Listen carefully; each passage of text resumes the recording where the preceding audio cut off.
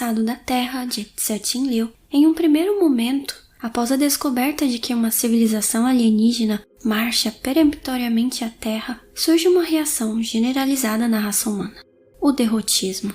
A ideia de que a derrota da humanidade é certa. Escapar é a única chance de sobreviver.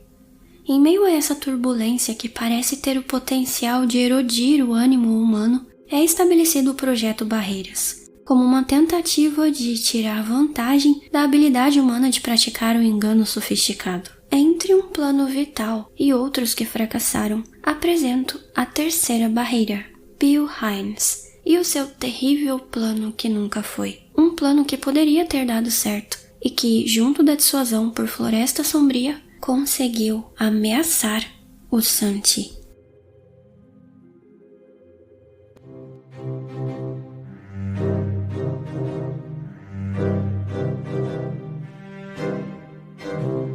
Diferente das outras barreiras, o inglês Bill Hines combinava em sua figura a experiência política, por ter presidido a União Europeia por 2 anos, e o conhecimento científico, na área da neurociência, onde atuava com a sua mulher Keiko Yamatsuki. Mas tamanha experiência não parecia diminuir o peso da responsabilidade outorgada a um homem pelo Projeto Barreiras. Keiko, não dá. Não consigo pensar em nada. De verdade, não consigo imaginar absolutamente nada. Ninguém consegue. Acho que não existe nenhum plano definitivo de vitória. Até que Hines revela que seu caminho de ação não será construir um plano definitivo, mas desenvolver a sua pesquisa na neurociência com os recursos do Projeto Barreiras, a fim de aumentar a inteligência humana, ampliar a capacidade humana de imaginação, inovação, resistência, memória e tudo o que envolve a mente humana, para assim permitir que os humanos do futuro sejam capazes de pensar em um plano de defesa planetária e talvez eliminar a barreira dos sófons. Mesmo se não conseguir pensar num plano, posso ajudar outras pessoas a pensarem em algum. O biólogo Julian Huxley populariza o termo transhumanismo em um ensaio de 1957. O transhumanismo é a ideia de transcender a humanidade através da ciência e da tecnologia, ampliar as capacidades físicas e mentais dos seres humanos, excedendo as limitações naturais e elevando a condição humana a um status de esplendor, seja na saúde, na longevidade, no aumento da inteligência, ultrapassando os contornos da natureza humana. É uma visão otimista de que a fusão entre homem e máquina ou o domínio do homem à natureza alçará a humanidade a um patamar nunca antes explorado, de um virtuosismo que irá sobrepujar todas as fronteiras do que é ser humano. Mas esse movimento cultural, com adeptos na filosofia, na ciência e na ficção científica, apesar de gerar confiança em um futuro auspicioso, também desperta oposição. Os bioconservadores se perguntam até que ponto os teóricos do transhumanismo imaginam que é possível alterar a condição humana de modo que o que nos faz sermos humanos permaneça. O sofrimento, a mortalidade, as limitações, o ciclo da vida, tudo o que faz parte da identidade humana, cunhada há milhões e milhões de anos, desvaneceria sem riscos. Mudanças profundas e abruptas nestas esferas poderiam gerar consequências imprevisíveis na sociedade e na nossa percepção de humanidade. Alguns bioeticistas propõem que deve haver uma legislação para considerar estas alterações como um crime contra a humanidade. Tamanho o risco e disruptura social que a sua implementação poderia causar. Além de que essa mudança não seria homogênea e os pós-humanos poderiam enxergar os humanos como selvagens inferiores. Até mesmo entre transhumanistas há ressalvas, mas eles acreditam que devem lançar as bases teóricas e éticas porque, em algum momento, esta será uma realidade. Essa ideia de domínio sobre a natureza para transcender as limitações humanas não é algo recente.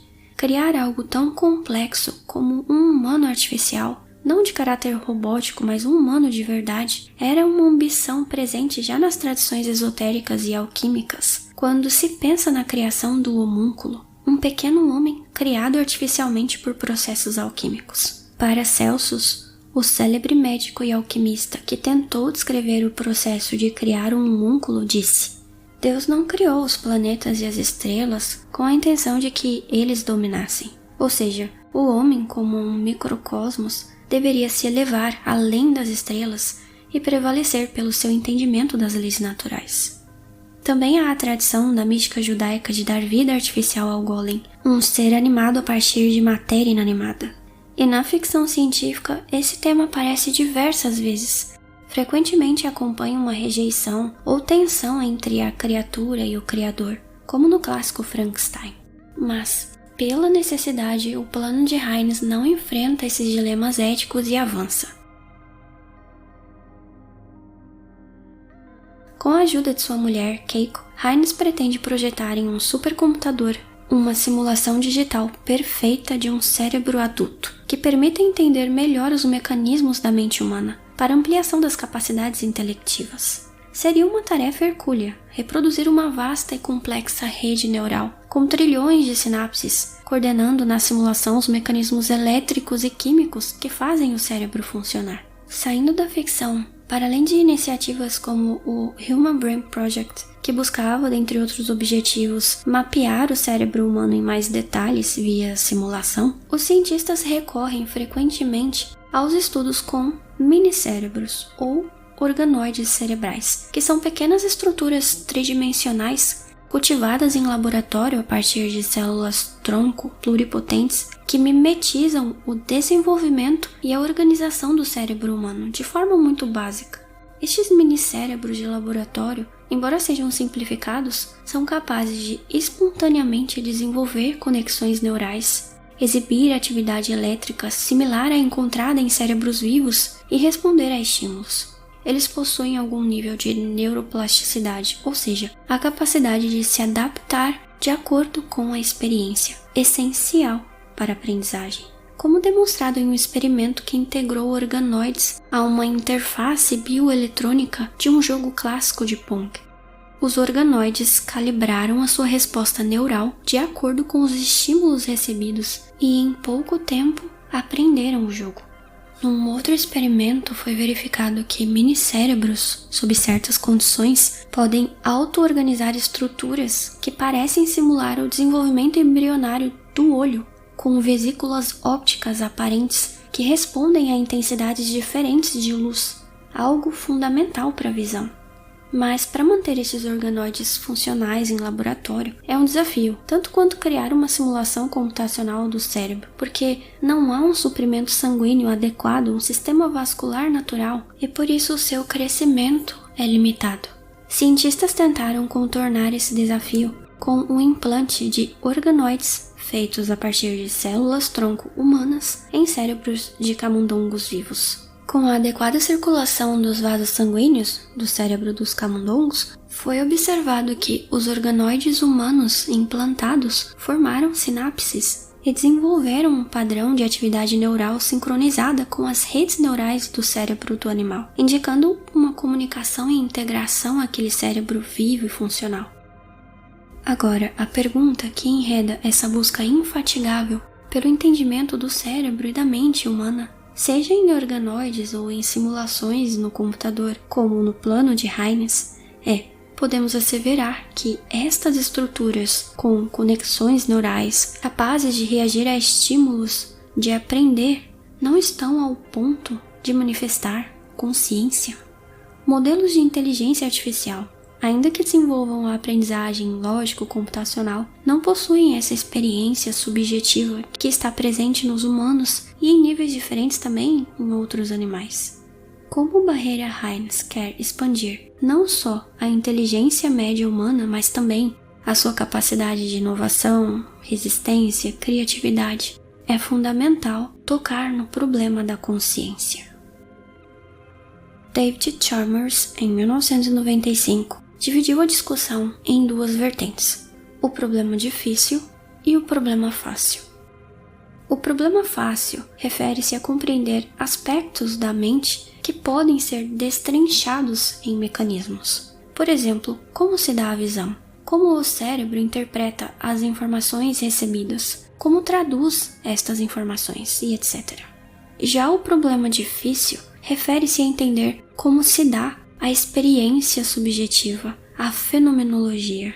Podemos explicar como vemos um objeto vermelho, ou seja, os mecanismos da visão, como interpretamos um determinado comprimento de onda de luz como a cor vermelha, mas temos dificuldades em explicar o porquê sentimos a vermelhidão do vermelho.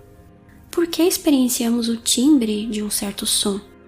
Por que ao invés de só processarmos e traduzirmos informações e estímulos como uma inteligência artificial faria, temos sensações, experimentamos estes fenômenos de uma maneira muito particular? A teoria computacional da mente, que sugere que o funcionamento da mente é análogo a um computador, recebe dados, processa e retorna um produto através de redes neurais distribuídas, não explica como surge a qualidade, a sensação de ser, a ideia de eu, a experiência consciente e por que ela precisa existir, já que é possível processar informações de forma inteligente sem precisar experienciar ou perceber estar consciente deste processo, como é o caso de certas condições neurológicas intrigantes. Na visão cega, indivíduos clinicamente cegos por danos no córtex visual primário, ainda assim, sob certas circunstâncias, podem ver coisas sem uma experiência visual consciente, isto é, podem ver sem ver. Podem detectar, apontar, responder a certos estímulos visuais, como luzes, formas, movimentos, sem terem a consciência disso. Conseguem, por exemplo, adivinhar corretamente a localização ou o movimento de um objeto no campo visual que para eles seria invisível. Em certos casos, podem desviar de obstáculos que não conseguem ver. Isso é explicado pela existência de vias visuais alternativas que contornam o córtex visual primário, que podem processar informações visuais básicas sem passar pelo córtex visual, permitindo uma forma de visualização inconsciente, não percebida pela pessoa. Já numa condição chamada afantasia, também há indícios de que certos processos mentais podem ser dissociados da consciência. Imagine uma maçã. Você é capaz de dizer mais ou menos qual é a forma, o tamanho, a cor da figura imaginada? Aqueles com a fantasia, ao imaginarem algo, não visualizam na mente a imagem de determinado objeto, cenário, pessoa, e sim o conceito do que é imaginado. Eles não verão uma maçã mental, mas pensarão no conceito da maçã. E se você perguntar como se parece a maçã imaginada, a pergunta não fará sentido. E mesmo que a pessoa tente visualizar uma imagem mental, ela não conseguirá. Quando imaginam, evocam a memória ou sonham, em vez de visualizarem cenas, eles pensam em uma narrativa, em sensações ou no próprio conceito. Quando temos uma imagem rotacionada, para compararmos com a sua versão inicial e entendermos que se trata de uma mesma imagem, normalmente nós imaginamos a figura rotacionar e quanto mais rotações, mais tempo levamos para chegar na conclusão, porque estamos processando as rotações. Um estudo com 95 pessoas com a fantasia revela que estas pessoas também levam mais tempo para resolver o problema da rotação, à medida que o objeto é mais rotacionado. Ou seja, a fantasia parece ter alguma forma não consciente de representar e manipular objetos 3D na mente. Nas técnicas de mascaramento reverso, onde um estímulo visual é exibido rapidamente, seguido de outro mais demorado, a pessoa terá consciência clara da segunda imagem e poderá não perceber a primeira, que entretanto terá sido processada pelo cérebro, mesmo de modo não consciente. Um estudo utilizando uma técnica de mascaramento reverso, com imagens de cobras, aranhas, flores, detectou que grupos de participantes com fobias demonstraram maior condutância na pele quando expostos a imagens de cobras, aranhas, seja no modo mascarado ou no modo explícito, isto é, mesmo quando não tomaram consciência de terem processado aquela imagem, eles tiveram essas sensações fisiológicas associadas ao medo. Assim como na visão cega, na fantasia, No mascaramento reverso, mais uma vez, é possível dissociar certos processos mentais da percepção consciente, da experiência subjetiva da consciência. E isso pode nos ajudar a construir o entendimento de como a consciência emerge em nosso cérebro. Hoje existem algumas teorias em disputa muito interessantes. Para a teoria da informação integrada, por exemplo, a consciência surge de uma integração da informação transmitida globalmente. Então, um sistema consciente é aquele onde a informação é altamente integrada, o que quer dizer que as partes não funcionam de forma independente, mas sim como um todo unificado. Nessa interligação holística, quanto mais integrada, complexa as conexões, maior o estado de consciência. O interessante dessa teoria é que é possível quantificar, especificar uma magnitude numérica da complexidade dessa integração, numa medida chamada de φ. Quanto maior o φ, maior o nível de consciência. Essa abordagem permite diferenciar os estados de consciência e é muito útil para o diagnóstico de certos casos clínicos complicados onde não há vestígios aparentes de consciência. Em um estudo de 2010, por exemplo, um paciente que havia sido diagnosticado com estado vegetativo foi capaz de responder a perguntas de sim ou não, imaginando jogar tênis para sim e andar pela casa para não. E esses padrões de imaginação foram comparados com pessoas saudáveis e totalmente despertas. Como Heinz poderia fazer uso desse entendimento para atingir o seu objetivo? Já na teoria do espaço global de trabalho, a consciência está relacionada à atenção. A consciência é um teatro mental onde algumas informações são destacadas e amplamente difundidas no cérebro. Diferentes processos mentais inconscientes acontecem todo o tempo e competem por atenção nesse palco mental.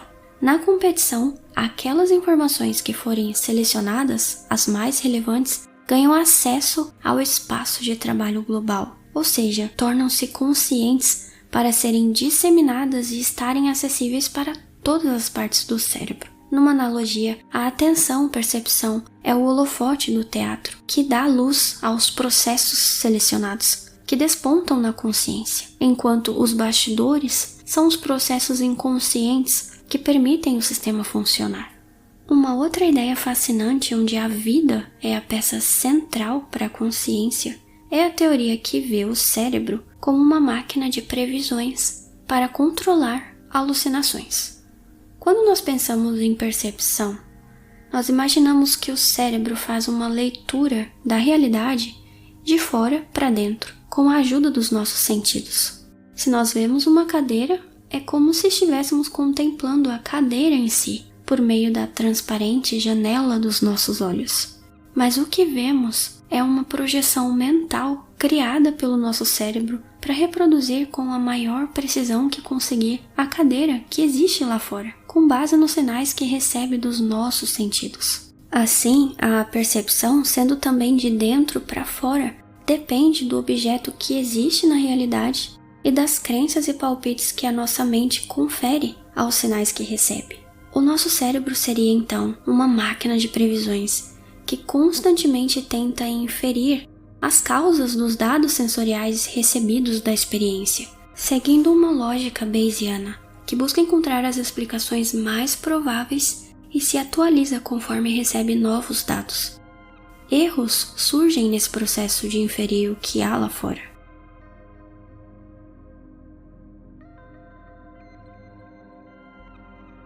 A inocente janela dos nossos olhos não apreende o mundo como ele é, mas leva ao nosso cérebro sinais, por vezes ruidosos, ambíguos, incompletos, que serão interpretados buscando os melhores palpites sobre as suas causas. O que nós observamos é o resultado destas previsões. A consciência funciona como uma forma aprimorada de calibrar melhor esses palpites, minimizar os erros das previsões, reduzir as surpresas mediante ao mundo lá fora, para com maior controle aumentarmos a chance de permanecermos vivos. Por isso, a consciência estaria intrinsecamente ligada à vida. Assim, tudo o que experienciamos é como uma alucinação, mas que por estar atrelada à realidade, se baseia nos dados sensoriais recebidos e se atualiza de acordo com os novos sinais constantemente, se transforma em uma alucinação controlada, com raízes no mundo real, diferente das alucinações que ocorrem em certos distúrbios, cujas previsões cerebrais falham, perdem o vínculo com a realidade.